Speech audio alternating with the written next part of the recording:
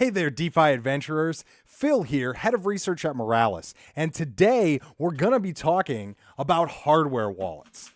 These different things, some of which are direct connection, others have cameras on them. What are these all about? Well, today we're going to break down the two most common types of hardware wallets, explain how they're different, and answer a question that all of us have when we're first starting.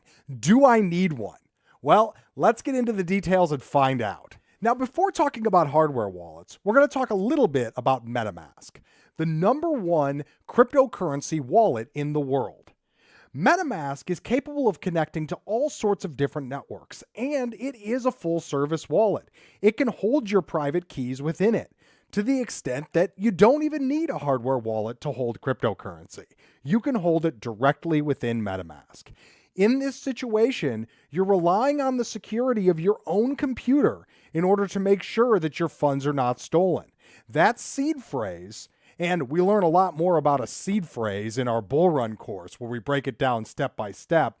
But for this tutorial, suffice to say, a seed phrase is your wallet. It's the password that unlocks your funds for spending and makes it possible for somebody to use the wallet just like you would a normal wallet, the one in your pocket holding fiat.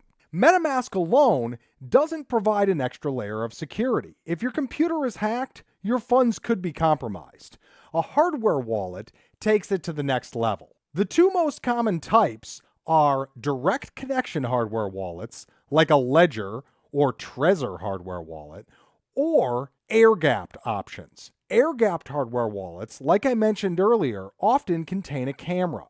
That camera is used to sign transactions from the wallet and then pass those signed transactions back into an internet-connected device. In the case of either direct connection or air-gapped, the only thing that's passed into the computer is signed transactions. The keys are held within the hardware device, keeping it secure. Furthermore, with popular hardware wallet brands, at least the most secure type like we're talking about today, the seed key itself is generated offline, using the hardware inside of the hardware wallet, rather than your computer hardware or cell phone hardware that's connected to the internet. This provides an extra layer of security where only you know that seed phrase. And also why writing it down on a piece of paper in the analog fashion is the preferred backup method. If you type it into a computer, then you introduce the same vulnerabilities that we have when using MetaMask natively.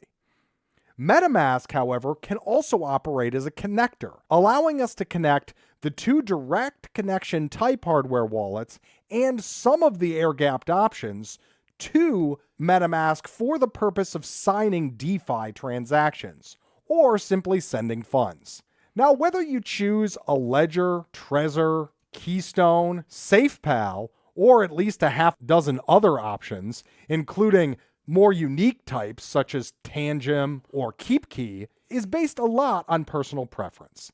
If your only intention is to securely hold crypto funds and maybe send them to another account later on, any one of these solutions is sufficient. It's when it comes to extensive DeFi interaction.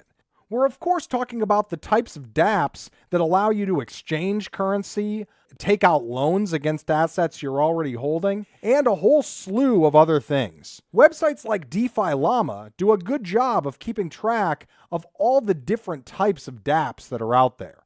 Now, of course, they don't track everything, but they certainly have an exhaustive selection. If your intention is to interact with these dApps on a daily basis, a direct connection wallet is going to give you the best option. They plug in either through USB or connect directly through Bluetooth, allowing for passing of signed transactions very quickly and without need of an external camera on both devices. Air-gapped solutions provide additional security in the sense that it's much more difficult to hack a device that doesn't connect to the computer at all. Instead, only capturing unsigned transactions with the attached camera, signing them within the device, and then displaying a signed transaction in the form of a QR code that then needs to be captured by the internet-connected device. Most of our direct connection options will also feature a specific software designed to increase the compatibility and flexibility of the product, while also providing firmware updates. This is the case with KeepKey, and KeepKey also has official support through the exchange Shapeshift. While official support for Ledger is not really provided by all that many exchanges, the connector Metamask makes it compatible with nearly every single DeFi app that you may come in contact with. So this brings us back to that final question. Do you need a hardware wallet? Well, I would say that a hardware wallet is a great starting point for anybody who's getting into crypto. The last thing you want is to spend your hard time and money within the crypto space and not have something to show for it due to a simple exploit of your workstation. A hardware wallet can protect against this in a lot of cases, and for that reason alone, I highly recommend checking one out. Now, whether you need more than one is a personal choice. You can typically get by with one so long as the seed key is properly secured and not exposed to the internet at any time.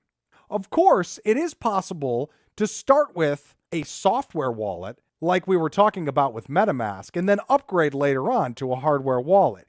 If you do this though, be careful not to use the same seed phrase that you generated with MetaMask in your new hardware device. That would defeat the purpose of having offline seed key generation, one of the most powerful features of hardware wallets in the first place.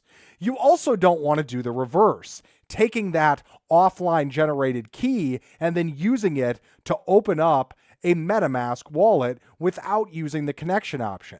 That again would expose the seed phrase to an internet-connected device, lowering the security of that phrase and therefore the wallet it controls. Short lessons like this, as well as deep dives into all sorts of different DeFi, is our bread and butter over at the Moralis Money Pro community, and we would love to see you there so that we can learn along with you all the secrets of this industry. Join Moralis Money Pro today and find me as well as others who would be delighted to talk to you about your crypto journey and things you can do to make it more secure as you move forward. Let your risks in this industry be related to price volatility, not to token security, and consider a hardware wallet today. With that, I'm Phil, head of research at Moralis, and I'll see you in the next video.